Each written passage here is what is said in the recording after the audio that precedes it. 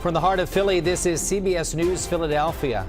The search continues for a 6-year-old girl who was swept into the fast-moving waters of a Delaware County creek. We'll have the latest on the search and recovery effort. And this time tomorrow, you could be a multi-millionaire. Tonight's Powerball is one of 2 massive jackpots on the line this week. We're talking with players who are dreaming big.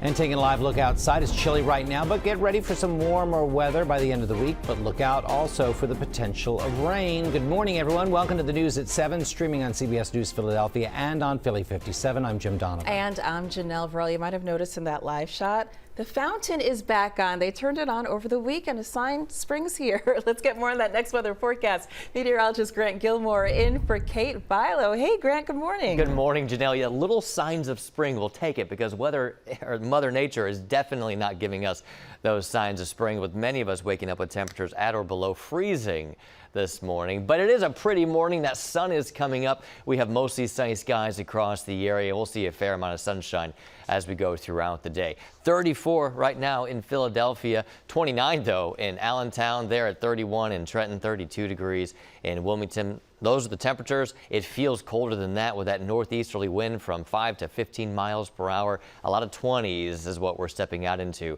for our Monday morning. But enjoying that sunshine as we go throughout the day. Actual temperatures will make their way into the low and mid 50s this afternoon, but feels like, yeah, we'll still be feeling like the 40s for much of the afternoon. Cloud cover will begin to increase late tonight into the day tomorrow. But even with that cloud cover, temperatures are going to remain a little bit warmer tonight than they were this morning. We'll see temperatures, though, for the high temps there in the mid to upper 50s for the next couple of afternoons. We'll take mid 50s through Thursday and Friday.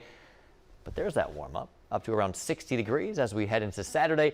Temperatures, though, in the mid 50s later this week. However, an increasing chance of rain Wednesday and Thursday. We just got a run of our forecast model. I'll show it to you, and we'll plan out the second half of the week coming up in just a few. Chandler, over to you. Good morning, Grant. The good news is, as you travel through South Philly, that earlier crash we were following on 26th Street at the Schuylkill eastbound, it cleared away. You're good to go here as you travel Schuylkill eastbound as well. We're not seeing any major delays.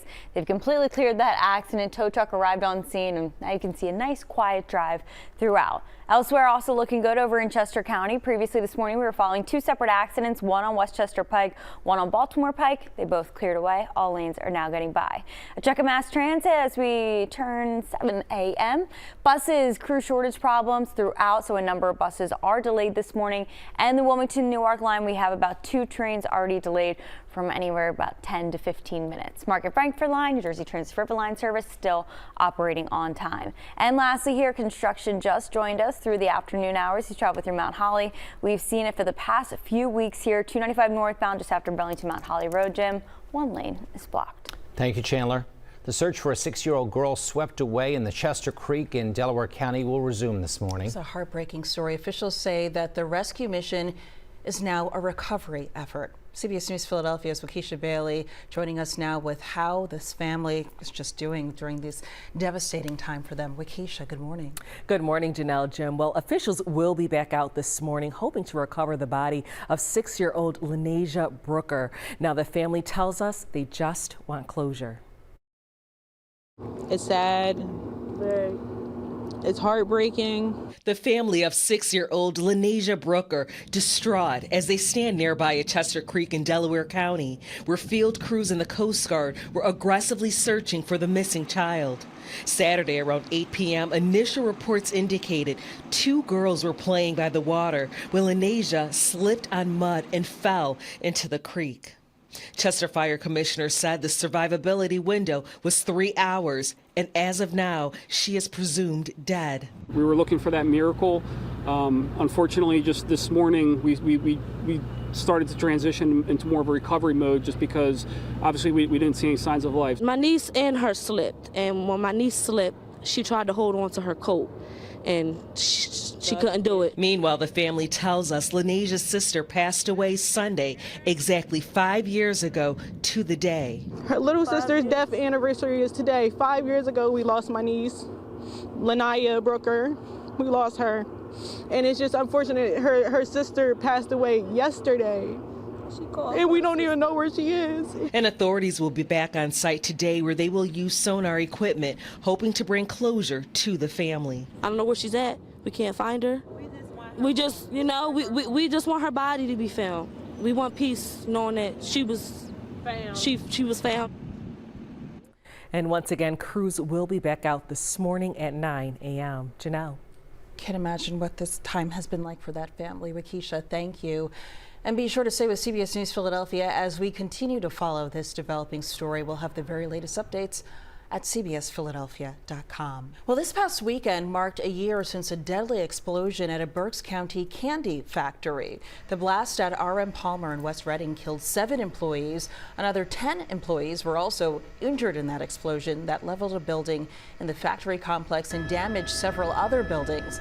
NTSB investigators determined the blast was caused by a natural gas leak. They also found that RM Palmer's emergency preparedness plan did not include procedures regarding natural gas emergencies. The company has since updated its employee manuals and also added natural gas detectors in its buildings. The race to fill the New Jersey Senate seat currently held by Bob Menendez just got a little less crowded. The state's First Lady, Tammy Murphy, has announced she is suspending her campaign. Murphy had been in a heated primary with South Jersey Congressman Andy Kim for the Democratic nomination. She also had the support of many influential party leaders and secured the crucial party line placement on the June 4th primary ballot. Andy Kim, backed by grassroots and progressive Democrats, is now the favorite to win the Democratic nomination. It's clear to me that continuing in this race will involve waging a very divisive and negative campaign, which I am not willing to do. And with Donald Trump on the ballot and so much at stake for our nation, I will not, in good conscience, waste resources tearing down a fellow Democrat. On the Republican side, South Jersey businessmen Curtis Bashaw, Christine Serrano Glasser, and Peter Valerosi are competing for the nomination. Today is the deadline for former President Donald Trump to post a nearly $500 million bond in order to satisfy his New York City civil fraud case judgment. Otherwise, the state could begin freezing his assets, his properties, to pay for it. On the social media site Truth Social, Trump insists he has the money, but last week his lawyers claimed he likely can't come up with the cash after being turned down by over 30 financial lenders. Trump has asked the appeals court to pause the payment and accept a lesser bond of just $100 million for now.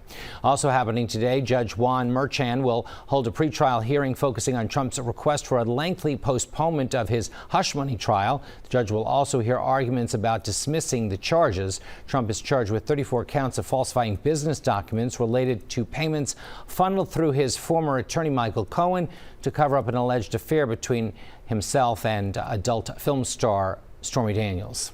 Aramark food workers at the Wells Fargo Center have authorized their union to call a strike. During negotiations, they've been asking the company to provide them with health insurance and to increase wages to match inflation. Aramark says it looks forward to continuing to bargain in good faith in order to reach an agreement that works for everyone. And they say that in the event of a strike, they do have contingency plans in place to ensure that services are not interrupted. Lottery fever continuing tonight with more than $500 million on the line. Take a look at the sign along I-95 in Port Richmond. $800 million up for grabs in tonight's Powerball drawing. Be sure to watch CBS News Philadelphia at 11 for the winning numbers. And you'll also have another shot to win big tomorrow with the Mega Millions jackpot, now sitting at $1.1 billion, as there hasn't been a grand prize winner since December 8th. Photographer Fletcher Rumbaugh caught up with some people in South Philly, asking them what they would do if they hit the jackpot. God, well, I'm getting a new car, and I'm getting out of the United States. It's getting crazy over here.